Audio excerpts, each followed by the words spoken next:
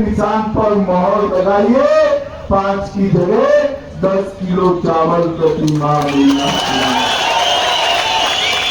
ब्राह्मण वालों, मुझे बताओ कि कभी भी 370 साल रही 5 लाख तक का इलाज मुफ्त में हुआ था क्या? हुआ था क्या? अब ये 370 वापिस लाना चाहते हैं। मैं बताता हूं, रोक लो। 5 लाख की जगह मोदी जी ने 7 लाख और बूढ़े व्यक्तियों का 10 लाख तक का इलाज मुफ्त में करें। मुझे बताओ, जम्मू और कश्मीर में 2 एम्स, 2 IIM, फैशन डिजाइन, सारी कॉलेजेस, कई सारी यूनिवर्सिटी, इतना सारा इंडस्ट्रियल डेवलपमेंट और 24 घंटा बिजली कभी मिलती थी क्या? या जोर से बोलो, मिलती थी क्या? लोग 370 लाकर जम्मू कश्मीर को फिर से आतंकवाद आग में झोंकना चाहते हैं। भाइयों बहनों, वो कहते हैं हम पाकिस्तान से बात, मैं आज स्पष्ट कर देता हूं, किसी भी स्थिति में जब तक आतंकवाद समाप्त नहीं होता, पाकिस्तान के साथ कोई बात नहीं होगी। कोई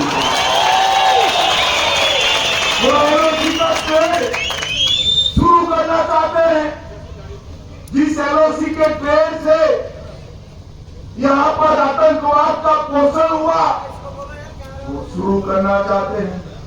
मैं बताता हूं, उमर अब्दुल्ला, कितने भी साल मेहनत कर लो, जब तक आतंकवाद को पाताल तक दफन नहीं करेंगे, ट्रेड चालू नहीं होगा। भाइयों बहनों, आतंकवादी घटनाओं में, पत्थरबाजी की घटनाओं में शामिल लोगों को वो छोड़ना चाहते, नौकरियां देना चाहते हैं। मैं आज बताकर जाता हूं, जो हाथ में लैपटॉप और तिरंगा लेकर आएगा, इसके लिए मोदी जी ने नौकरी की व्यवस्था की है, और जिसके हाथ में बंदूक होगी, इसके लिए जेल की सलाखें भी तैयार रखी। वो हमने गुर्जर बकरवाल को, पहाड़ियों को, दलितों को आरक्षण दिया, माताओं बहनों को इसका अधिकार दिया। ये कहते हैं कि आरक्षण को हम समाप्त कर देंगे। भाइयों, फिर से एक बार ये भ्रष्टाचार की आग में युवाओं को झोंकना चाहते। मैं आज कहना चाहता हूं कि जम्मू कश्मीर में ये विभाजनकारी प्रवृत्तियां अब हम नहीं चलने देंगे। ये भारतीय जनता पार्टी का संकल्प। मैं आज यहाँ से फारूक साहब को, फारूक साहब शेख अब्दुल्ला के समय से आप कहीं न कहीं सत्ता में रहे, आपके बेटे उमर साहब भी रहे, आप भी रहे। आतंकवाद होता था तब आप कहां हो? भाइयों बहनों, जम्मू और कश्मीर में आतंकवाद चरम सीमा पर था। अब्दुल्ला परिवार लंदन में मौज मस्ती कर रहा था। ये लोगों को अधिकार है जम्मू कश्मीर के वोट प्राप्त करने का, जो आतंक की आग में झोंककर जी और साधु राम जी को भी मन पूर्वक श्रद्धांजलि देकर मेरी बात की शुरुआत करता। भाई बहनों, हमारे दोनों प्रत्याशी आपके सामने हैं। ठाकुर साहब भी है और मोहम्मद सलीम जी भी है, और आने वाले चुनाव में आपको फैसला करना है कि हमें किसके साथ जाना है। 2 ताकतों के बीच में चुनाव।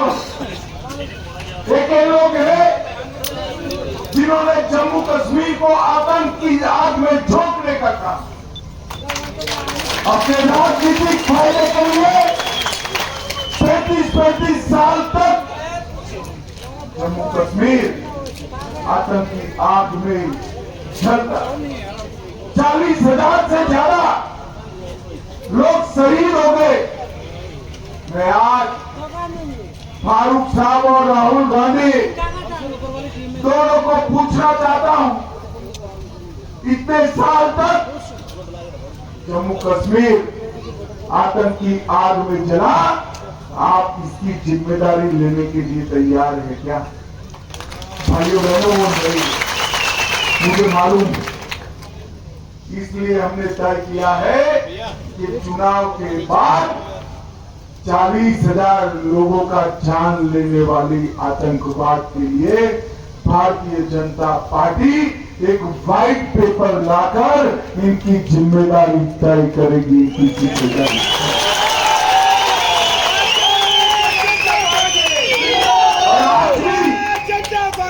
नेशनल कॉन्फ्रेंस का एजेंडा आप देखिए, जिसका राहुल गांधी ने समर्थन किया।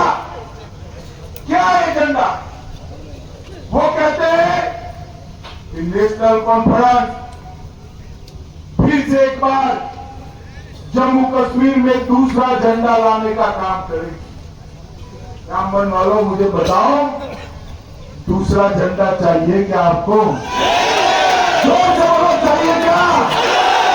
अरे राहुल बाबा, इतना भी जोर लगा दो, जम्मू कश्मीर में अब एक ही झंडा रहेगा, हमारा प्यारा तिरंगा।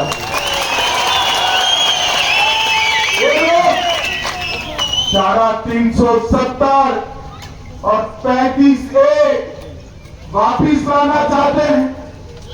आप इससे सहमत हो क्या? रामबन की भूमि से घाटी के भाइयों को भी, विशेषकर मुस्लिम भाइयों को भी, बहनों को भी पूछना चाहिए, क्या दिया 370 और 35 से? गरीबी, भूखमरी, ठंड, बेरोजगारी, गुर्बत और आतंकवाद, ये सारे जो 370 के बेनिफिशियरी है, वो घाटी का या यहाँ का ना मुसलमान है, ना हिंदू है, ना बौद्ध है, ना सिख। इसके बेनिफिशियरी ये 3 परिवार ही है। 3 परिवार, अब्दुल्ला परिवार, गांधी परिवार और मुफ्ती परिवार। भाइयों बहनों, मैं आज पूछना चाहता हूं, 370 लाकर 70 साल तक राज किया, लागू किया। रामबन वालों, आपको 5 किलो की वंदे वंदे। आज रामबन की पवित्र भूमि पर मेरे साथ मंच पर उपस्थित डॉक्टर जितेंद्र सिंह जी, केंद्रीय मंत्री और मोदी जी के कार्यालय में जम्मू कश्मीर की हमेशा चिंता करने वाले डॉक्टर साहब के लिए जोर से ताली बजाओ जरा। हमारे जिले के अध्यक्ष श्रीमान राजेश्वर सिंह जी, राजेश्वर कुमार जी, जिले के प्रभारी पूरन चंद जी, श्री नीलम लांगे जी, हमारे प्रत्याशी श्री राकेश ठाकुर जी, हमारे दूसरे प्रत्याशी भाई मोहम्मद सलीम जी, मोहम्मद सलीम जी आगे आइए, जोर से ताली बजाइए मोहम्मद जी के लिए।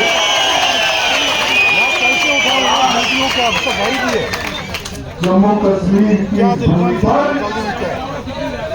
रामबन में आए हुए प्यारे भाइयों, बहनों और माताओं, आप सभी को